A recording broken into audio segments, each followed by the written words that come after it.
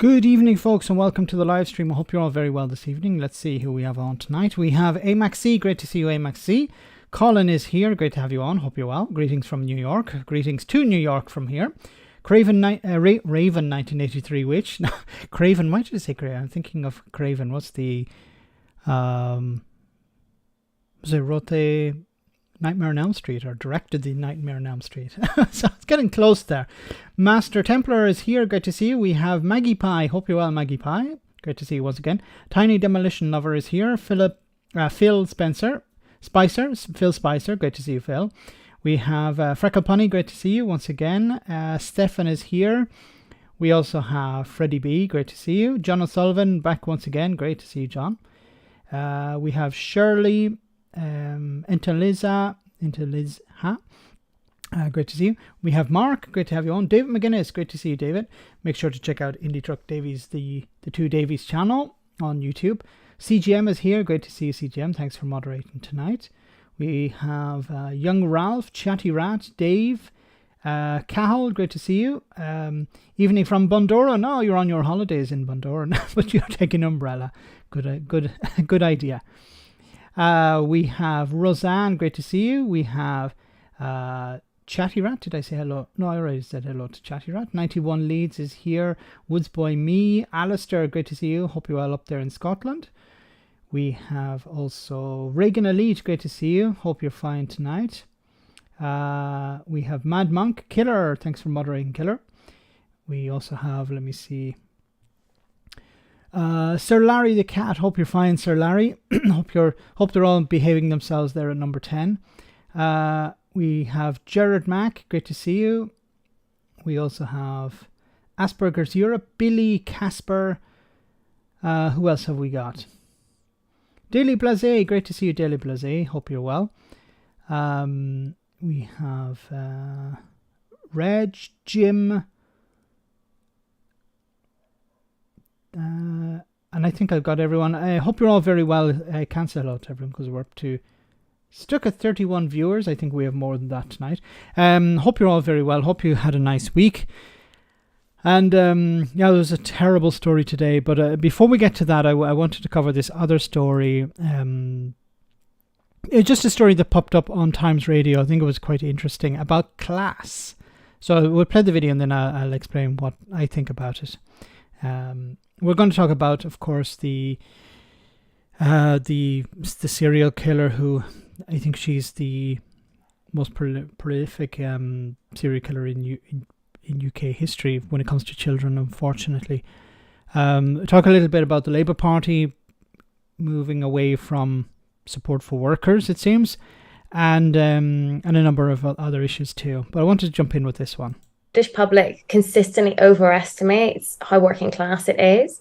I think a quarter of people who earn £100,000 or more think that they are working class. But anyway, let's kick off with Westminster's favourite topic of conversation. Every journalist loves talking about this.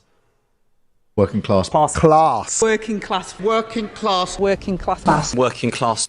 Now, some guy called Patrick Maguire has written a column in this morning's Times about the Labour Party's very deliberate shift in language. You know, for years and years and years, people like Tony Blair and other Labour modernisers didn't like talking about class war, class envy. But Keir Starmer, in the past couple of weeks, and especially around A-level results day yesterday, has started talking about working class, about his working class childhood. Other shadow cabinet ministers do the same thing.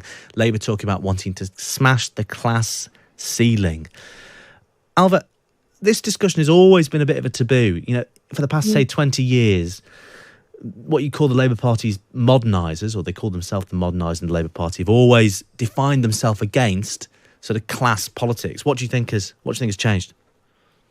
Well, I actually think that this makes complete sense. Our former colleague, Patrick, at the New Statesman, Anoosh Shakelian, has done a lot of work on class. And her she sort of has worked with a polling company to poll British attitudes towards class. And what she consistently finds with these pollsters is that the British public consistently overestimates how working class it is. I think a quarter of people who earn £100,000 or more think that they are working class. This is insane. £100,000 or more, and they believe themselves to be working class. This reminds me of, I think it was Question Time, where there was a guy in the audience. I think he was maybe a builder or a plumber or something. He did some sort of manual work, but he was on £80,000 a year, and he considered himself working class.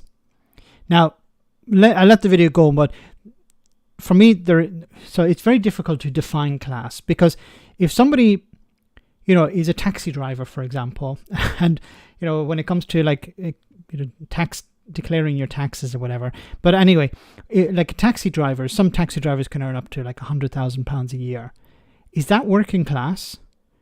When you have somebody who maybe who graduated from university, and they had done a PhD, but they are earning £27,000 a year, for example, as a junior doctor or as a nurse. Is that person working class, or are they middle class? So I think the problem here is we tend to look at it in regards to money, in respect of money, to the prism of money. Okay, if you earn a lot of money, then you're not working class. But if you come from a background that is working class, then you are working class. Or is it about money at all? Magic, thanks so much for that super chat. If you work, you're working class. Simple. Yeah, I think you can define it as there isn't like a working class, middle class, and upper class. There's an owning class, and then there's everyone else. So the other would be working class. But you have the owner class and then the everyone else. So, if you own the means of production, then you are the owning class. So if for example, if you run your own business, then you are the owner class. You could define the rest as working class. But if you own something, if you derive an income from that, and you don't have a boss, then you are the owning class, the owner class. So it doesn't matter how much money you have or how much money you don't have. It's not about money. It's about whether you own the means of production or not. I think it's probably a bit more. It's an easier way to define class. So instead of having middle class, upper class, because you would say, well, is this person middle class? Are they upper class? Is it what university they went to? Is it what their parents did? How do you define class? And I think it's much easier to define it as people who own the means of production, or what they derive an income from, or not. Not just have a working class background, but are still working class. And I think that anecdotally that rings true. Everyone's keen to claim a working class heritage, even if they just have one grandparent who was a postman. Which is very interesting. So this idea of, people are aspiring to be working class. I think the politicians do it in a sort of cynical way to, look at me, I'm like your average Joe. It's pretty cringy when people like, Jacob Rees-Mogg doesn't really do it, but Rishi Sunak, when Rishi Sunak tries to slum it, for a better choice of words, when he tries to be like a normal person, he tries to be somebody who earns less than £1 million a year. It's a struggle for him. It's very difficult. And he doesn't always succeed. He normally fails. But, I think people would prefer him to be more authentic instead of trying to pretend, trying to be something that is not. No matter how far they've travelled socioeconomically since then. So I think it makes complete sense in terms of the pitch, because that actually applies to quite a big chunk of people, really. Yeah, it's interesting. Labour Party can be very sentimental about class, particularly, as you say, sort of living vicariously through it. I heard recently of a selection meeting where someone got up and said, vote for me, my grandfather was a miner. I would believe it. I would believe that somebody said, vote for me, my granddad was a miner, or my parents used to work down the mines, or my parents used to work on the docks, or my parents used to be this, that, or the other. To try and, and Keir Starmer does it himself, where he says, remember my parents came from a working class background. So, trust me, I'm like you. And, if you think about it, the majority of voters would probably consider themselves working class in some way. But I think it always depends on who you're speaking to and the context. So, if somebody is in a Michelin star restaurant, they'll probably present themselves as middle class or upper class, or no, if they have the money to be there. But if they're, down the pub having a pint, or, just meeting with friends, they'll probably present themselves as they'll aspire to be working class. Kid starver. Which is, a couple of degrees removed, but it goes to show how class is seen within. It's a bit like, when I think of tourists, no offense to American people, none whatsoever, none intended. But a lot of Americans would say, I'm Irish, when, it's like their great-great-great-grandfather was Irish, and he moved to America or whatever, in the 1800s. People aspire to be something that, well, they admire maybe, or they want others to believe that they are. Within the Labour Party and the Labour movement more broadly, particularly as we move away from the world evoked, as I write, by Harold Wilson's favourite artist, L.S. Lowry, the chimney stacks, etc., etc. I mean, we love to talk about class, don't we, Laura, as a nation? It's one of those things that we feel guilty about talking about, a bit like money and religion and politics, but really it's at the heart of everything. Well, I was thinking, reading your column about the Orwell sort of spectrum, where Orwell identified his upbringing as lower upper middle class, and once you start doing that, you can be sort of upper middle class and lower class. And I think these divisions, that they're almost more in the eye of you than anyone looking at you. And I think we sort of both romanticize and sort of downplay or upgrade our class depending on who we're talking to. Agree. It's about who you're talking to. And of course there is this sort of romantic idea of the working class, people who work hard and do physical work and are not, people in offices, or people, working the land or working with their hands, fishermen. And I think this was, not to shoehorn Brexit into this, but, during the negotiations when it came to Brexit for the TCA, what was the British government's message front and centre? Fishing, because of the romantic image fishing has in the British psyche. People admire fishermen. People, maybe at the end of, after Brexit, they didn't really, but this romantic image of the fishing communities, the fishermen and women getting up in the morning at 3 or 4 in the morning, going out in the rough seas, doing a noble job. And I think a lot of people view the working class as noble in a sense. But it's, it's, I think it's also part of British culture to satirize the upper classes, to make fun of the upper classes, to punch up. The idea of comedy is always, it's a good comedy is punching up, not punching down. And the majority of people are in the working class layer of society. Methro, thank you so much for that super chat. You're right about there being two classes. Max Starmer only owes his allegiance to one class, and it isn't the class most people are in today. Yes, and I'm worried about some of the. Well, I'll cover it later in the live stream. Thanks so much for that, super chat, Methro. Yes, where are his allegiances? Because we would hope that he would be fighting for the working class people. He'd be fighting for workers. It brings me back to that call. I think it was to James O'Brien, or maybe it was maybe it wasn't James O'Brien, but it was to LBC, I believe. A man called in and he says, "I hope he's lying.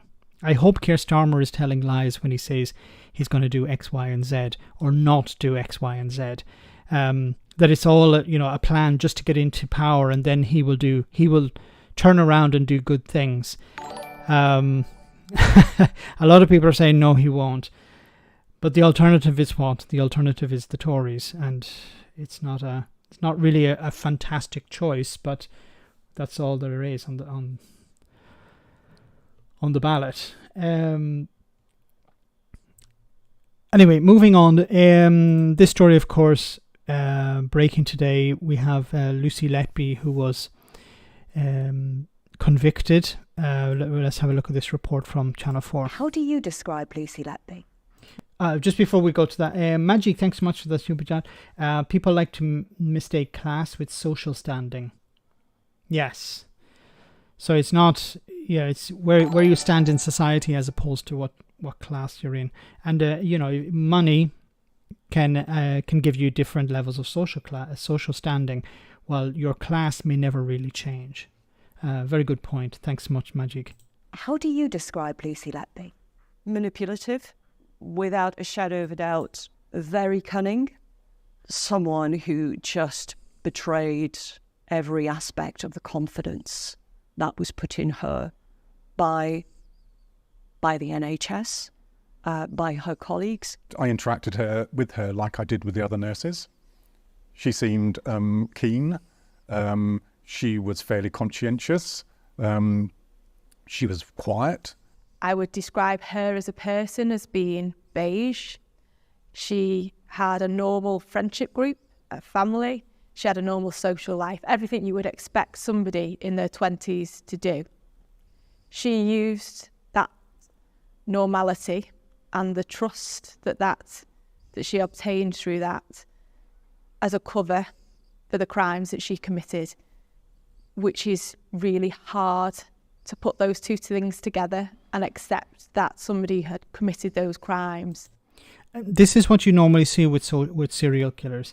What they'll do is they'll appear completely normal on the surface, and within, they'll have deep psychological problems, narcissistic disorders, psychopathic behaviors as well. But they're very good at hiding that. They're very good at not showing it to others. Some cracks will appear, of course, and you'll see, and they'll come out. But because you have people working in a very stressful situation where you have a lot of people working together as well, you're probably going to ignore these signs. Some people will of course see it, and they will raise concerns with senior people in a company, or in this case in the NHS, and unfortunately they will be ignored. And this is what seems to be what happened here. But this idea that we expect serial killers like this nurse to act in a certain way, they don't do that because they're very good at hiding. Especially if we're talking about narcissists, they have a very strong inbuilt ability to avoid showing themselves up. But also that there isn't something outrageous about them, and that actually she was operating in plain sight because she was so normal. How would you describe the crimes of Lucy Letby? Horrible, horrific and evil. They are the worst crimes that I've had the displeasure of investigating in 28 and sometime years service. There is no explanation or reason as to why. She was the beneficiary of this confirmation bias. People just could not rationalise how a nurse would be living with that extent of betrayal of the confidence that was placed in her, perverting her skills, weaponising the tools that she used. It's hard to understand why someone who's given the trust and also been trained to care for vulnerable patients would abuse that trust, would abuse all the responsibility of having vulnerable patients dependent on you. Unfortunately, they see it as we've seen it before. It's a sort of Superman syndrome where they create the disaster and then they come and rescue, quote unquote, rescue the people from the disaster, and then are presented, are claimed as heroes. Wow, wonderful! You have saved lives here, and then they get into a sort of God complex where they believe, well, I have the power to decide whether people live or die, and when they die, it's like, well, I've done that. it's so frightening that you have people like this in normal society, but it's even more frightening when they're in a position of power like this, where they truly do decide whether people live or die. And you have the most vulnerable in society, babies, and many of these babies were in very precarious position already in regards to health. They were put in a position where you had somebody who took pleasure from harming them and killing them. It's just, I've already heard calls for the restoration of the death penalty, which makes no sense, because I understand the anger here, and most reasonable people would want to see this individual taken completely out of circulation, but it's not a deterrent. It would not work, and it does not bring back the lives of those who have been lost. And actually try to harm them. I can't begin to imagine why someone would do that, what motives they'd have for doing that. I've come across many narcissistic defendants prosecuting organised crime for years. But to have somebody as self-centred as she is, I don't think I'd seen that before. She is a dangerous individual. She preys on the trusts of many people to commit these crimes. It's only now, when you get to an outcome, that you set back and allow yourself to reflect, and you come to terms with the fact that you've witnessed evil. Gareth, thanks so much for that super chat. Sir Keir Starmer's wife works in the NHS, and his father is a toolmaker. You've heard him speak, right? Takes him all of 20 seconds to crowbar it into conversation. Yeah, he's very good at presenting his credentials as a working class lad. I think Sir Keir Starmer sort of takes the shine off that, but it is, it's quite sad to see, because instead of being a bit more authentic and saying this is who I am, this is what I've done, he doesn't really talk about his previous job as in the DPP, and I think that should be something that he should talk about. This is what I achieved, this is what I did, this is why I want to be Prime Minister. A death penalty can't be used without being abused by the most guilty. And of course, how many people have gone to the execution chair in the US in particular, who were later discovered to have been innocent. With following DNA evidence, somebody else came forward, or somebody else was brought forward, and the executed became a victim of the state, a victim of a mistake. So many people have died. And I remember back in 2020, or maybe it was 2016, when there were when it was the presidential candidates. I think it was the guy from Texas, the governor of Texas. He was like saying, "I'm more concerned with 6% of voter fraud than 6% of people dying in Texas by mistake, by lethal injection or whatever."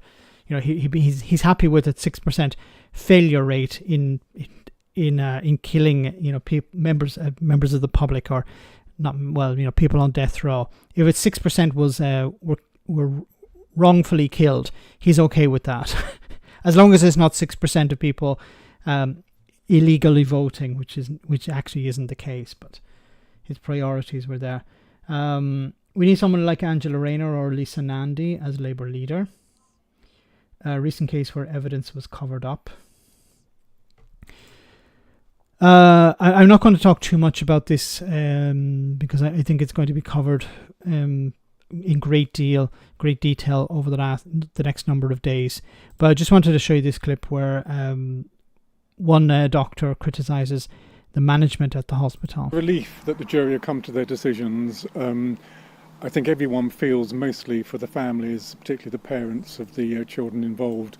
And although, unfortunately, but I feel quite understandably, the jury couldn't come to a decision on some of the offences, they managed to make decisions on most of the offences. And just to give some closure to some of the parents, at least all the murder charges, they came to a final decision and found Lucy Letby guilty for all of those. Could we have stopped Lucy Letby earlier? And I think some of the parents of the babies towards the end will be asking that. But then once we realised, we had great concerns about Lucy Letby and she was removed from the neonatal unit, why did it take 11 months for the police to then be called in? But that's something that we paediatricians have to look at for why we didn't stop her earlier. But also the managers need to answer for why it took so long for the police to come in. It's easy in retrospect to see how you should have done things better. I think we would hope something like this would never happen again. Very sadly, occasionally healthcare staff do abuse the trust and do harm patients. So if something like this, hopefully not on the same scale, ever was to happen again, we need to learn lessons for how long it took in this particular case to see could it be done better in the future. We need to look at why it took, could we have spotted what Lucy Letby was doing earlier? Could we have stopped her earlier? And then why did it take so long for management to agree for the police to be called in? What needs to be put in place is mechanisms where people who see suspect behaviour are able to raise it with management. Whistleblower system, this whistleblower mechanism where people feel, completely free to do this, that they don't feel that they're going to be putting colleagues at risk unnecessarily or damaging their own careers, or raising issues against people, and then for maybe if there's nothing really to be seen, it's better to be on the side of caution, I think, as opposed to just, we better just let this person get on with their work. Because we're talking about something in healthcare. We're talking about, we're not talking about something trivial. We're talking about something extremely serious. So I think there needs to be a robust system and maybe an inquiry. I believe probably an inquiry will be called after this, because a lot of mistakes were made and it needs to be fixed going forward. Moving on. Slightly different story.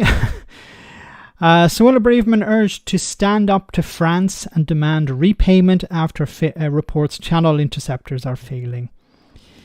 It's always blaming somebody else.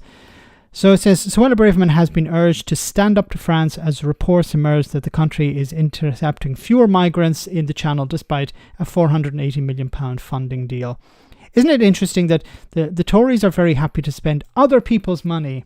The Tories are always the conservatives with a small c and an uppercase C, capital C, are very happy to talk about how, leftists and socialists want to spend other people's money.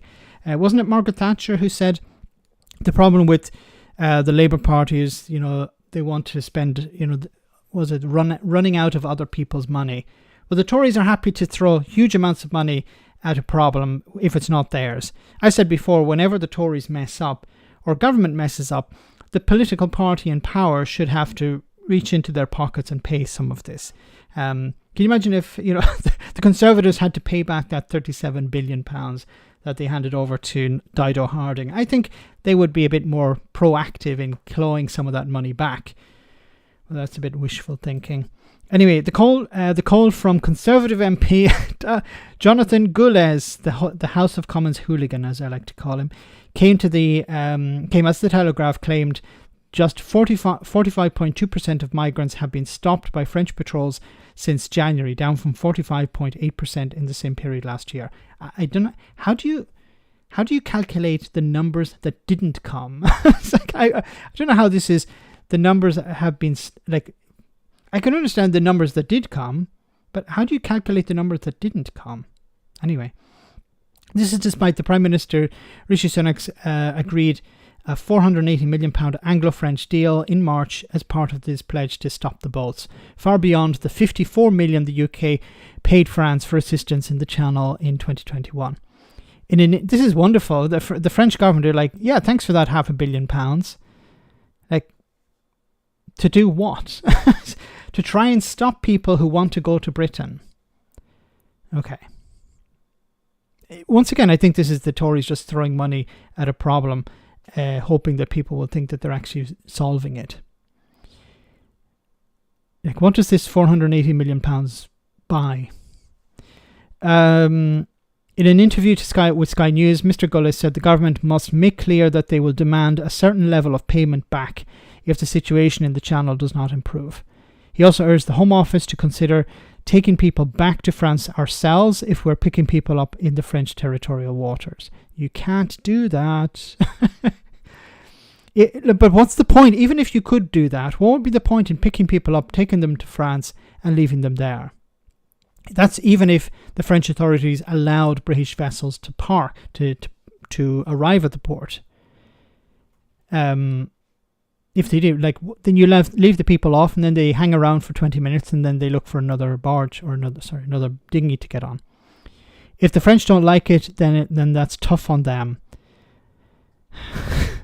Mr. Gullis added that the Home Secretary Suella Braverman and Immigration Minister Robert Jenrick should stand side by side, united in message and in voice, and stand up for the British public. She hasn't been seen for something like 2 weeks. When was the last time we saw Suella Braverman? And what really pisses me off is that the right-wing media never criticise her. They criticise lefty lawyers. They're not able to do anything about the boats. They criticise the French, they criticise the EU, they criticise the government somewhat, but they don't criticise... They criticise the Labour Party as well, but they don't criticise Suella Braverman. Why is that? Derek, thanks so much for that super chat. I did the sums. 1.6 billion for 1,500 on 3 barges equals 1,400 a night. Wow. 2 billion a year for 45,000 is expensive hotels, and 800 million a year for 1,500 in cheap barges.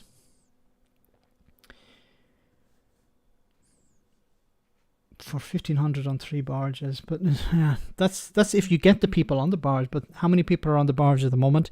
0. And I don't think they're actually going to Gurning-Gullis. Well said, Sir Larry.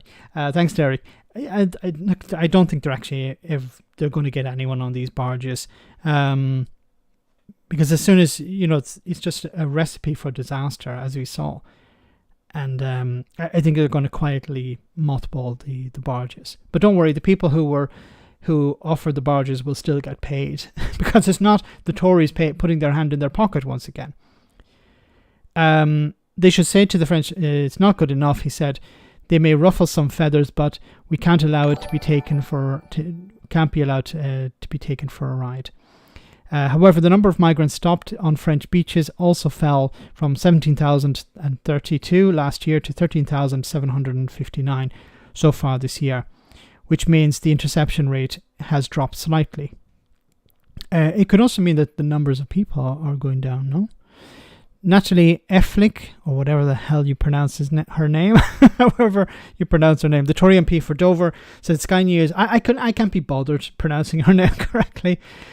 Remember, she's the one who was like, shame on you, and then she realized they were like saying to her, no, we're saying shame on you to you, not shame on you to somebody else. She said, everyone understands that France has been suffering from internal disorder. That's why the French authorities should agree to joint patrols. So when they are overstretched and cannot cope, we can make sure that the border is manned. Can you imagine if it was the other way around? Can you imagine if the French said, we're going to send ships to Dover? Would you be happy with that? No, she would not. It's important to remember that stopping the boats and the brazen criminality that goes with it is to intercept is in the interest of both the UK and France. That's why we all need to work together to bring this crisis to an end.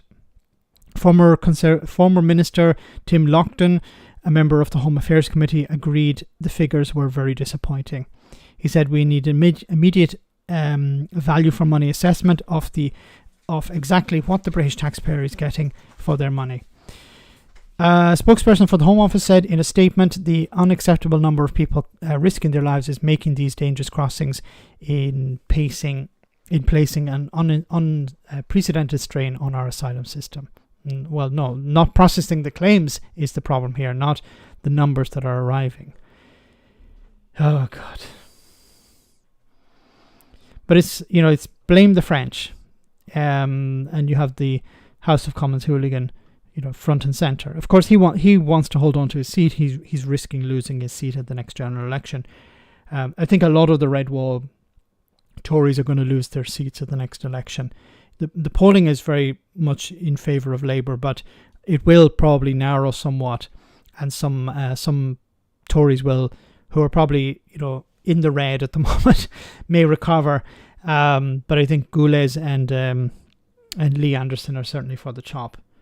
Gareth, once again, thanks so much, Gareth. Max, Braverman is off on her hollabobs to the merry old land of Oz. Apparently she's meeting the mayor and the Wicked Witch of the West to see if they're willing to fill the ruby red shoes.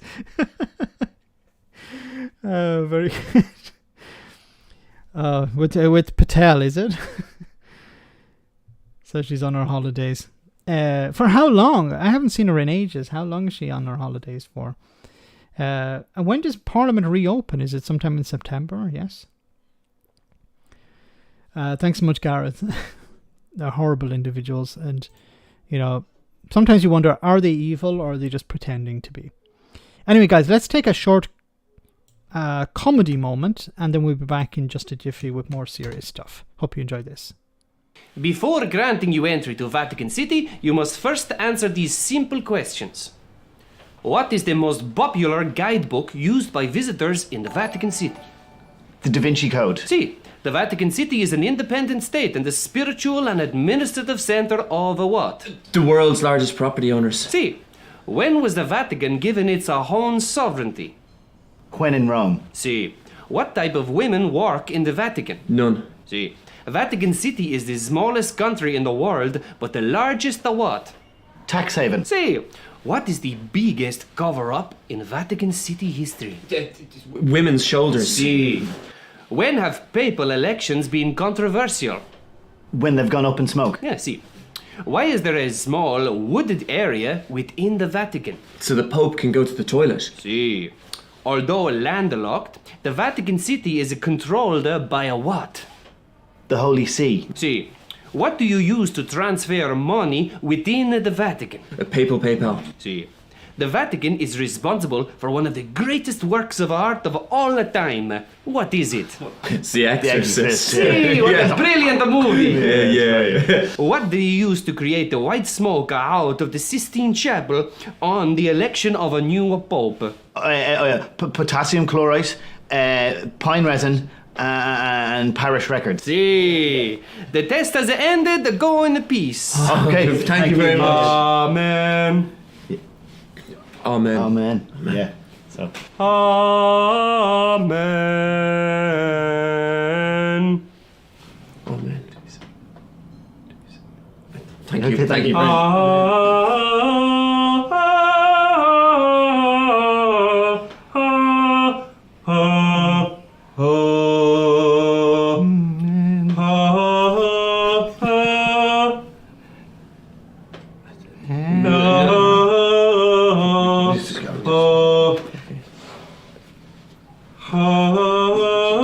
Where are you going? Very good, very good. So there's a story here about Labour I wanted to talk a little bit about. It's a little bit disappointing. Labour frontbencher fails to deny claims party has watered down commitment to workers' rights. So the Financial Times alleged leader Sir Keir Starmer has scaled back this commitment in an attempt to appease corporate backers, including by diluting his pledge to boost the rights of gig workers. This would mean rolling back on Labour's promise to create a single category of worker for those who are not self-employed. A change that would intend to secure rights and protections for all working people. This would be a wonderful thing. Gig workers, people work in the gig economy, people who work for Uber or whatever like that, they would no longer be considered self-employed, but they would be actually workers, and they would be able to join unions if they were workers. And of course, big companies are like, I know we don't want these people joining trade unions, because that gives them power. and Amazon workers as well, probably as well. So we're talking about a whole range of workers that would be, if they were, this would be radical to change them into the category of worker, where they then would be able to, as I said, join a trade union or something like that. They would have the right. Gareth, thanks so much for that super chat. Barges and dinghies and Legionnaire's disease. Oh my. Yes, that's what the Tories have delivered. That's their entire immigration policy. Thanks for that. About those reports on Sky News, the Shadow Schools Minister Stephen Morgan said he could not comment. Instead, he stressed that Labour would be pro-worker and pro-business. You can't be pro-worker and pro-business. You're either pro-worker or pro-business, because in many cases it's, one contradicts the other. If you're pro-business, you're anti-worker. If you're pro-worker, you're anti-business, because many businesses have a good relationship with their staff, but many businesses don't, and many businesses exploit their workers. So, like, how would you sell that to people working in Amazon, for example? Yeah, we're pro-worker and pro-business. No, doesn't work like that. Adding that there's more detail will be set out in the party's manifesto ahead of an upcoming general election. He said Labour set out 5 national missions that has been approved by the National Policy Forum in July. Obviously, we will set out more detail in our manifesto, but the Labour Party can be pro-worker and pro-business. What we really got, what we've got is a good relationship with business now, and we can be trusted to run the economy and run our country. And we have got a set of policies that are pro-worker too. Now, the little caveat here probably is, and you're probably wondering, well, why the hell aren't the trade unions complaining about this? Because I think it's not about affecting trade union worker rights. It's about abandoning support for people who are not members of a trade union. So if you're working in the gig economy, generally you can't join a trade union. So you're fucked. Okay, sorry for my language, but that's generally the case. So these people will not be protected. These people will not become workers. So they will not be able to join a trade union. And if you're in a trade union, the Labour Party is on board with you. They're happy to support you. But if you're not, then you're on your own. As it was before. Oh, I missed George's super chat. Let me go back up. Sorry about that, George. Brad. Oh my god, I missed a load of them because sometimes they don't appear. Maggie Pie, thank you so much, Maggie Pie. The number of coastline miles should be a hint. Yes, how many miles? So when it comes to controlling the border, how many miles of coastline is there? Of course, the numbers, and when it comes to monitoring the border, it's more and more difficult for the French, of course. Brad, thanks so much for that super chat. Braverman must have had to be gagged when she heard a nasty virus that was rampant on the barge for migrants. It would have been nice to have been a fly on the wall when she heard the news that that the barge was going to be disused. I can't seem to find George's super chat. Maybe can you send, if you can find it, Killer, can you send me a message on my phone on WhatsApp about that? Maybe if you can find out what it was. Apologies for that. Sometimes they think I don't get a notification for them and they don't appear. Apologies.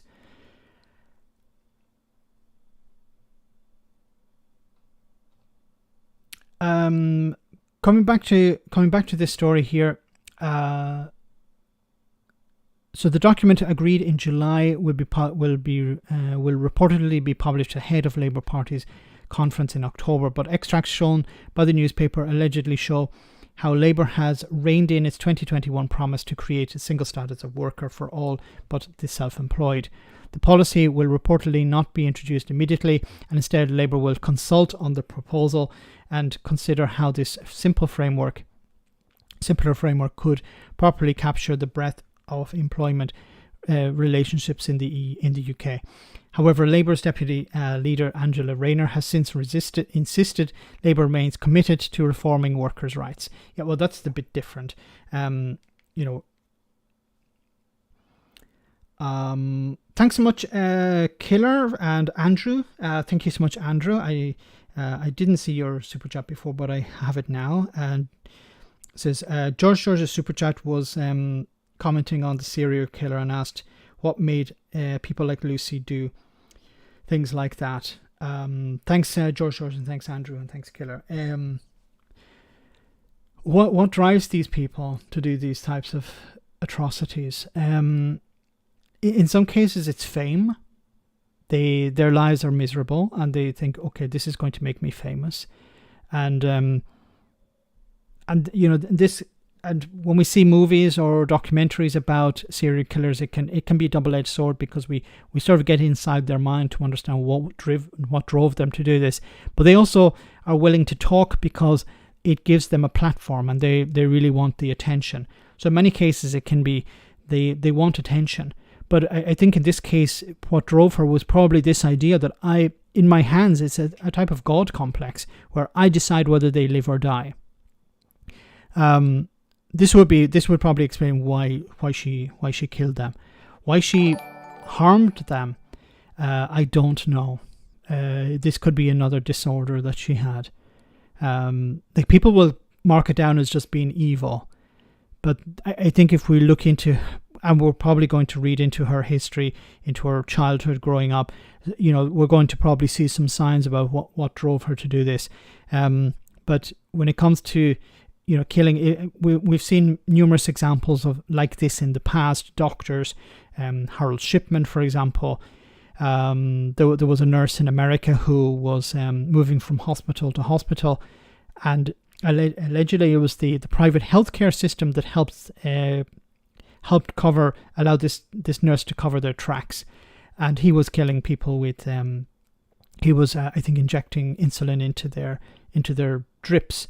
So when they would get a drip, they would have they'd have a boost of insulin, or they'd go into diabetic shock or something, and they would die.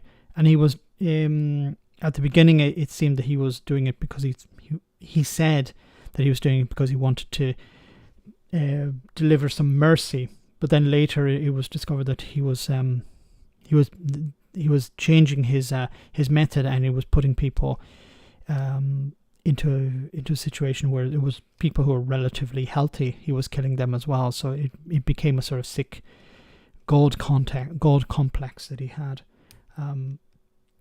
Empathy is alien to them. Yes, we're talking about psychopaths, people who have no empathy, narcissistic psychopaths. You have narcissists, and there are a lot of them in the world.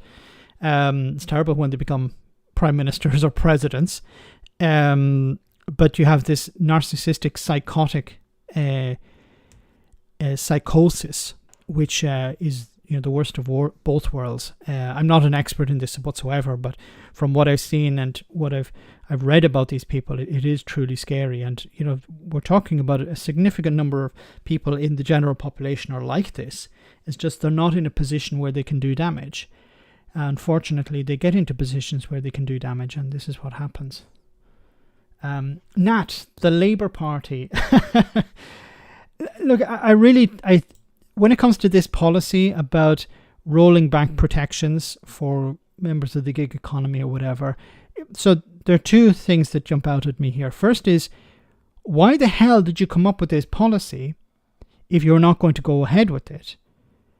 And why are you pulling it now? So if you're pulling it because, well, it wasn't well thought out, well, this is not a good sign from the Labour Party. It's like, okay, we'll just throw something at the wall, hope it seems popular, and then we'll think about it later. That's not how you create policies. Maybe they thought it was popular in the past, but now they're like, oh, actually businesses would like us to drop some of these things. Is it a case of Keir Starmer meeting with business leaders and them ticking things off on a list? Which ones do you want me to get rid of? It's like worker protections. Okay, I'll go with that. Can we roll back the unions? No, we can't really do that because we need them.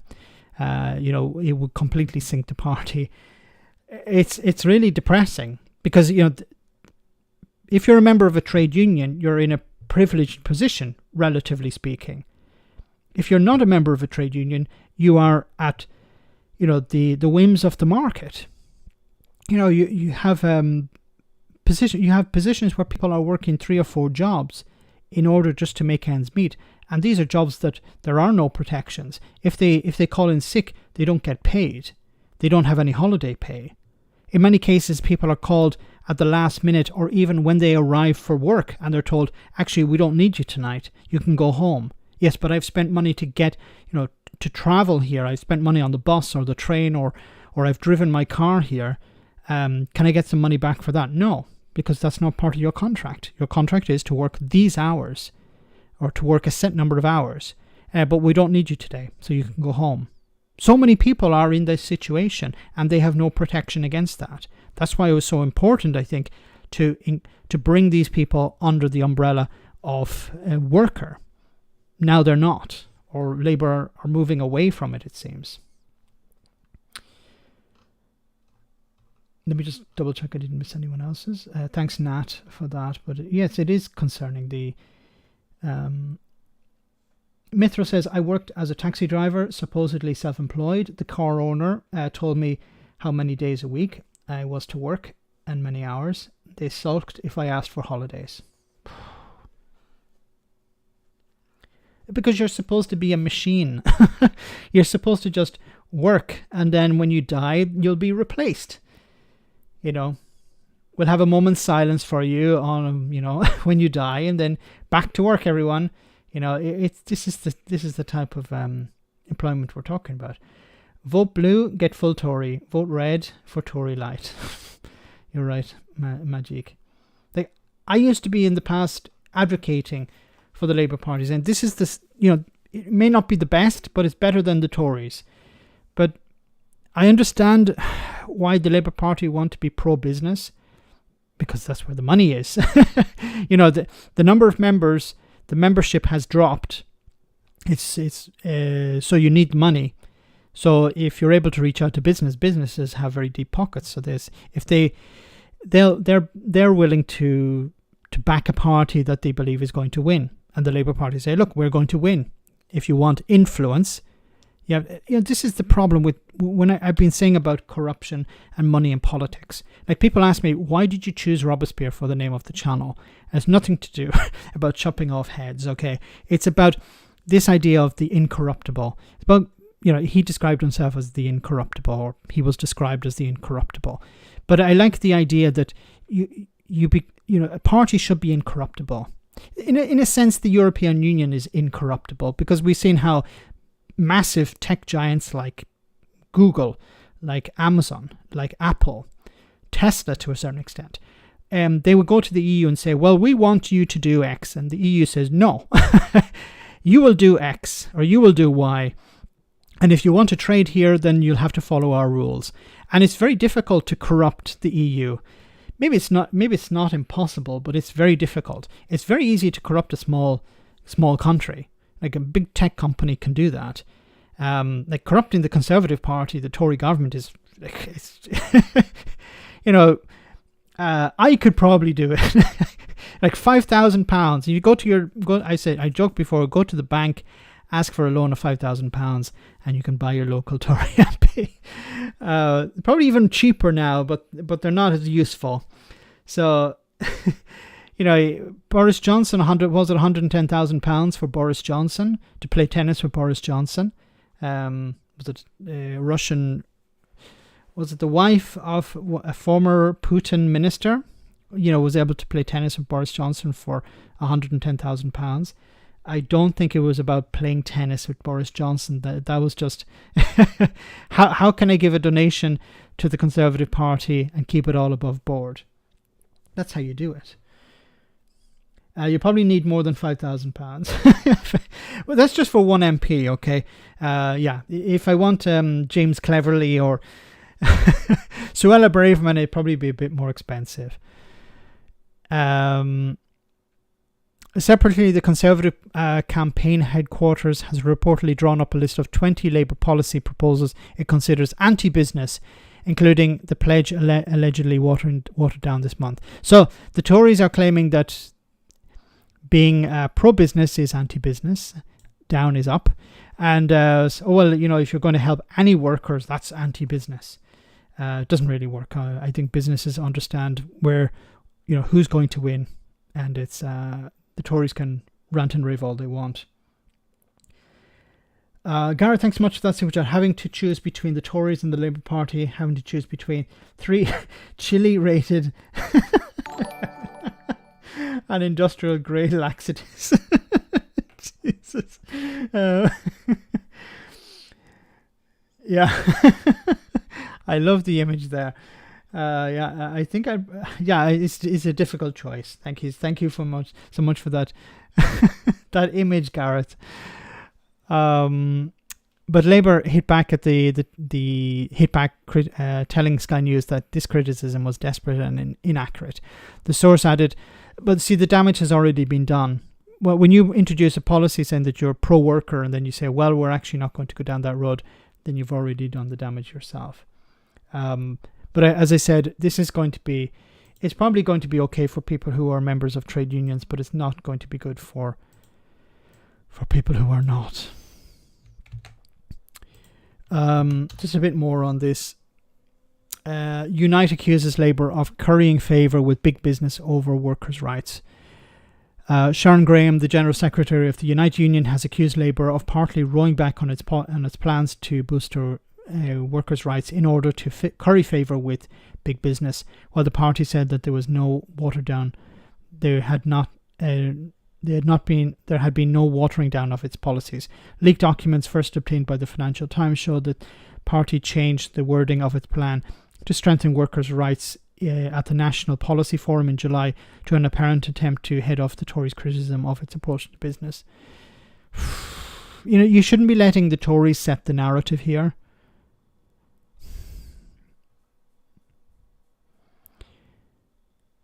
Either way, keep your TP in the fridge, my friends. TP.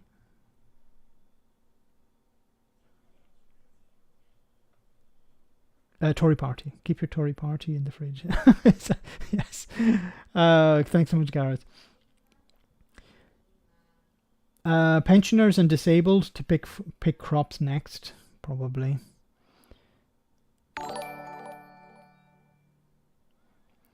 Oh, not the same time. Not the first time we went live. The same time as Max as Max Allshorts. Oh no, I'm sorry, Allshorts is going live. TP. I think it's the Tory party. Gareth in freezer would be better. Gareth in freezer would be better. Yes. Toilet paper.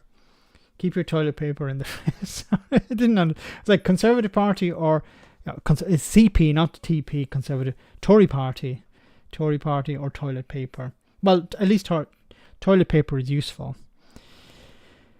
But it is concerning about that. Okay. Moving from sludge to sewage. Legionella and 100 sewage leaks in government buildings in the past year. You can see it sort of dripping down. Legionella was discovered in water outlets in HMRC's Liverpool offices, leading civil servants to criticise the unsafe and unsanitary environments for civil servants. But the government says it manages over 140,000 buildings across the country and invested over £50 million in maintenance and improvements. They always say that, and I keep asking the same question: is £50 million enough? £50 million on 140,000 buildings. Of course, not every building would need maintenance. Well, I think most buildings need maintenance, but probably not a huge amount of maintenance. If it's a new building, it probably is okay. But £50 million doesn't sound like a lot, does it?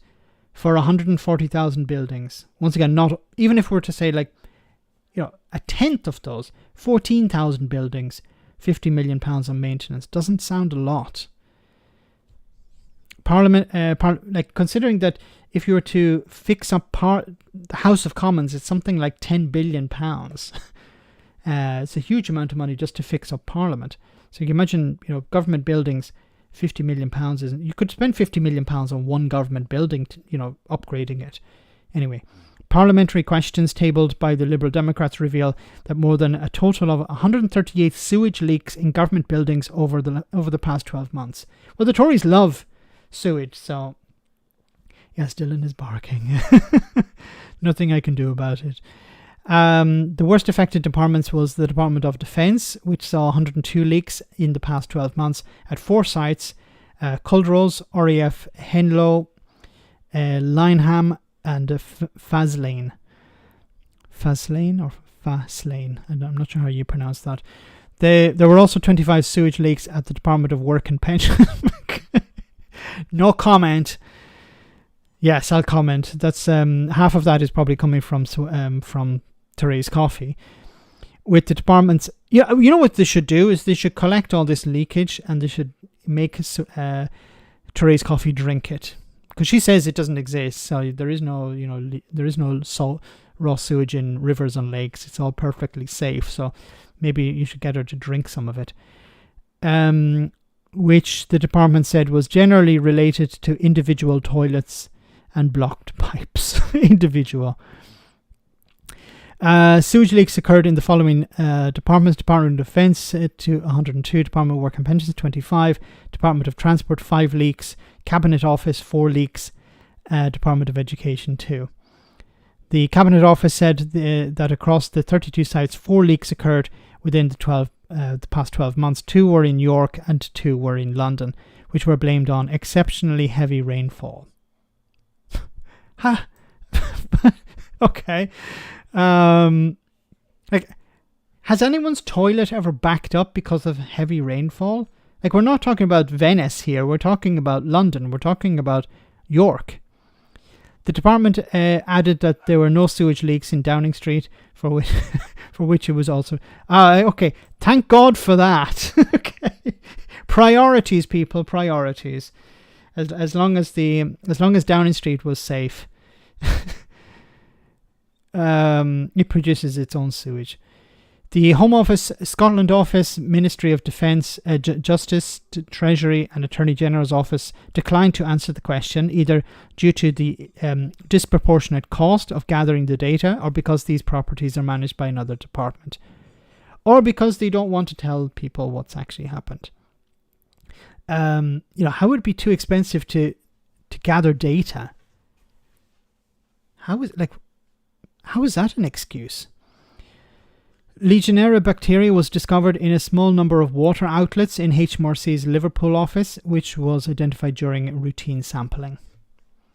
And then what happened? Did they say people... no wonder I'm using the wrong headphones, so that's why I'm not hearing the notifications. Government buildings leaking more than the PSNI. Yes. Leaky Sue, that's where it's coming from. Nat, welcome. You're a member of Discord now. Yay. Government. Well said, Gareth. Thanks so much for that. Legionella lives in shower heads. So it's probably in the Liverpool office. Maybe it's in, I don't know, they have a gym or they have bathrooms with showers in it. And it's normally Legionella develops over a long period of time. So if it hasn't been in use for a long period of time, then it's like stagnant water or something like that. They also say, I don't know if this is true or not, so please don't quote me on this, but allegedly you should be careful if you're using water boiling kettles in hotels, because sometimes they can be at risk too, because the water has stayed inside. So a residue of water has stayed inside for perhaps months if the hotel has been closed or has been repaired for over a period of time. I don't know if that's true. Could be an urban legend. I'm not sure. Shouldn't be really engaging in urban legends, but anyway, Legionella bacteria can cause a potentially deadly lung infection known as Legionnaire's disease. It is commonly contracted by people breathing in droplets of water containing the bacteria. And HMRC spokesperson said the health and safety of employees is paramount of importance, and said the issue has been rectified. you know, the Tories are completely against the idea of people working from home. Well, if people work from home, then they wouldn't have these types of problems. But it's all about, no, we don't want people working from home. Boiling will kill it. Maybe. I don't know. Any standing bodies of water max. Oh. Is it your birthday, Cthulhu? Happy birthday to you. Happy birthday to you. Happy birthday, dear Cthulhu. Happy birthday to you. That's all the singing you're going to get. That's me all sung out for 2023. Anyway, moving on. We're going to get to COVID in a little bit before we finish. Profits soar at UK firms set up to help government chase unpaid debts. So a company created to help the government chase unpaid fines, loans and council tax saw its profits rocket by 132% last year. Integrated Debt Services, IDS, Ian Duncan Smith, which trades as Indecessor and whose parent company is a credit information firm, Equifax, saw its pre-tax profit rise to 18.1 million in 2022, sharply up on 2021 figure of 7.8 million. Revenues nearly doubled to 60 million. So this is a private company who's making money off people who have unpaid fines, loans or council tax. How much of this money that's claimed back goes to the government and how much goes to the private company? Alistair, thanks so much for that super chat. Temperature of stagnant water, it's also circulation of that water. Any spray drops spray type of outlets, so like shower heads and stuff like that. Thanks, Alistair.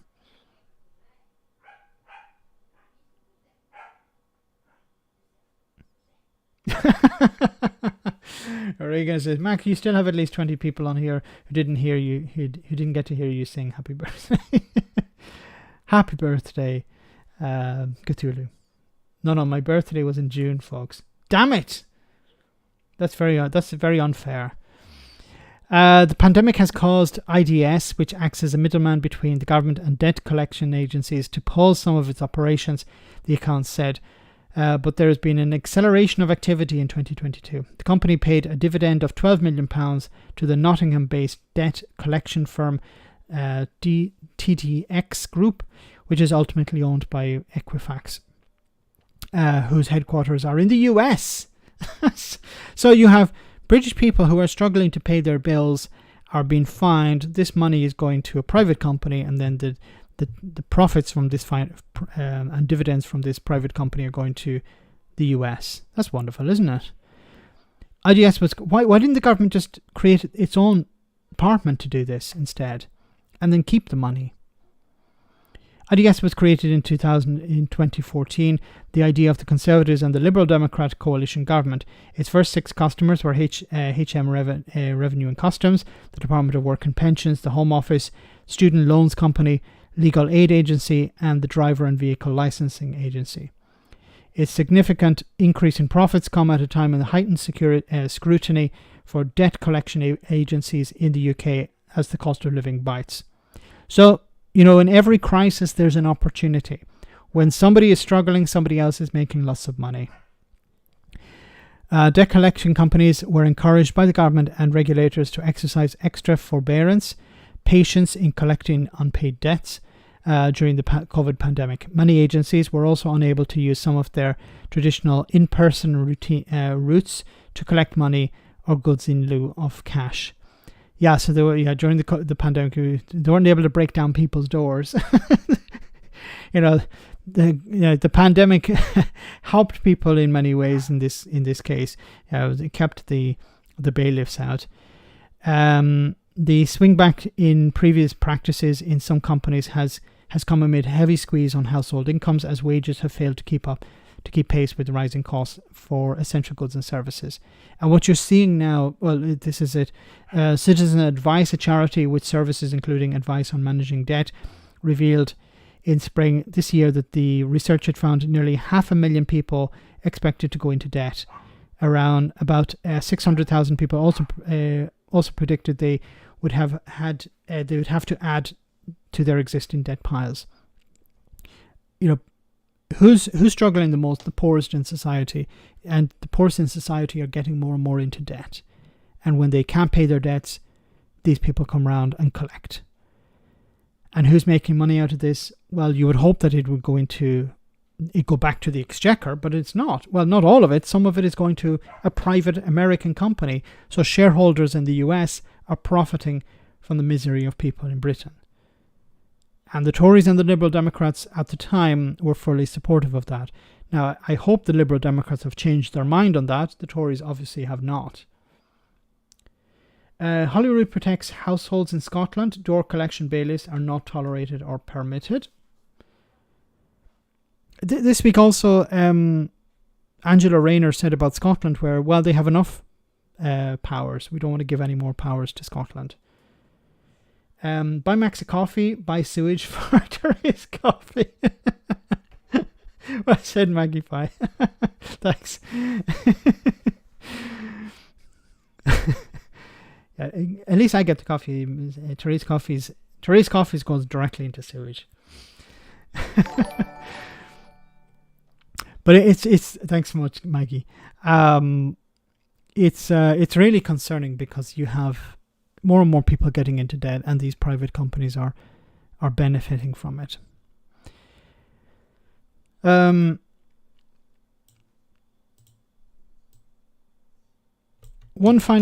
of the final stories tonight, one of the few to finish over. Unfortunately, I can't read this because this is the Tory graph, but it says if you're under 50, it's time to jump ship. Get out of Britain while you can. Says Sam Ashworth Hayes.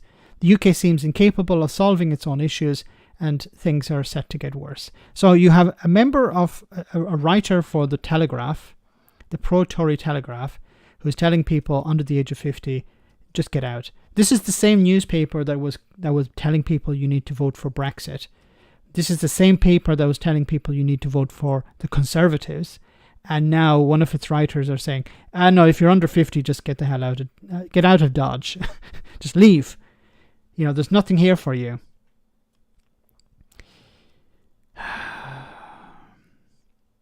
It's amazing. It's unbelievable. Now, I don't know if this is some sort of clickbait.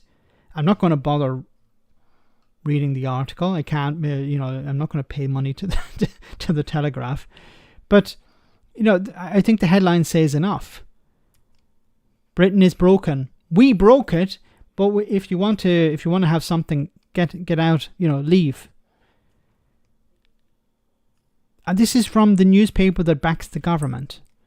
Like, you could sort of understand this if it was the Labour Party were in power. They'd be like, there's nothing we can do. Labour have failed or whatever. This is the Tory graph. This is the newspaper that, Boris Johnson started working from. This is the newspaper, as I said, that told you to vote for Brexit, told you to vote for the Conservatives on every occasion. And now they're saying, yeah, just get out. They're saying Britain, not UK. Maybe they're saying go to Northern Ireland. I don't know. Oh, God. So, guys, we're almost at the end of the story. I just want to cover one final story here about COVID, unfortunately. New COVID variant causing concern among scientists detected in London. It's unclear whether BA.2.86 causes more severe disease, but its detection in several countries has put scientists on alert. A new variant. This is what we need. We thought we were over it, ready for 2024. We'll have this old friend back once again. Brad, thanks so much for that super chat. The company repairing irony meters is doing well. Yes, for the last article. Yes. Well said, Brad. It is. Yeah, they was working overtime. Thanks, Brad. A new COVID variant, which is causing concern among scientists, is due to a large number of mutations, has been detected in London. The variant, named BA.2.86, has been detected through genetic sequencing, although only a handful of such sequences have so far been reported. The first was reported in Israel, with the variant since being detected in Denmark and the US. The UK Health Security Agency confirmed on Friday that the variant had been detected in the UK. Dr. Meera Chand, the director, deputy director of the UK HSA, said, "We are aware of one confirmed case in the UK. The agency is currently undertaking detailed assessment and will provide further information in due course." So at the moment, they probably aren't very concerned, but this could be concerning. And I think, we've all got used to moving away from lockdowns and wearing masks and stuff, but it may be necessary once again, unfortunately. David, thanks so much for that super chat. We're not asking Labour for more powers. We're taking them from them at the next election. Yes. And I've always thought, if the Labour Party support devolution, then they should be supporting more devolution. Like, there was talk of there was a policy that the Labour Party said, we don't need to devolve this power to Scotland. I don't remember what it was. I forget which power it was, but I think if the Labour Party devolved more powers to Scotland, it would actually convince more people to vote for the Labour Party.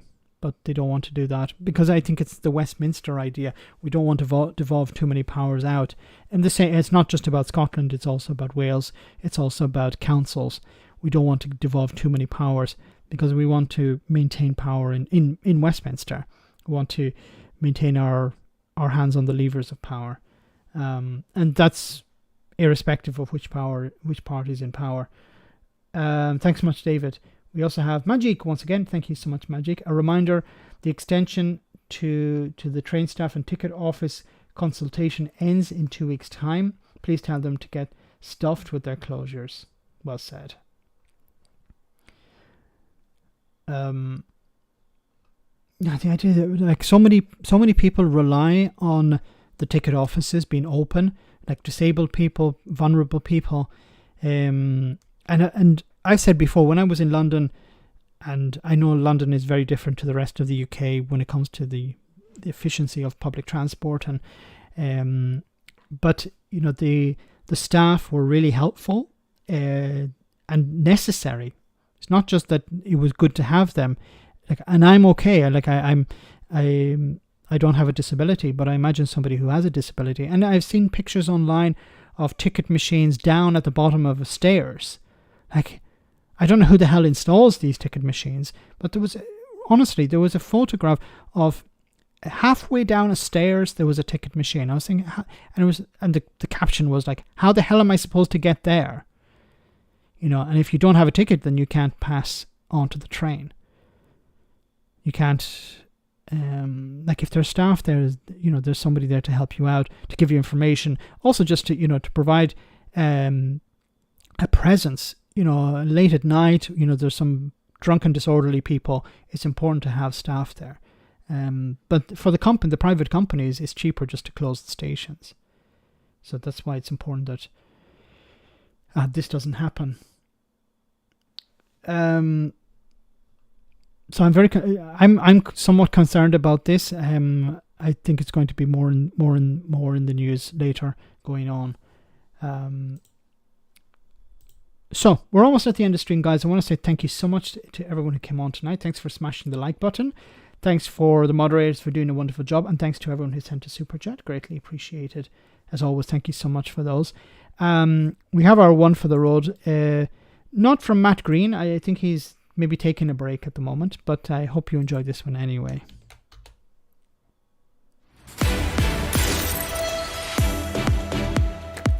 Welcome to Broken News.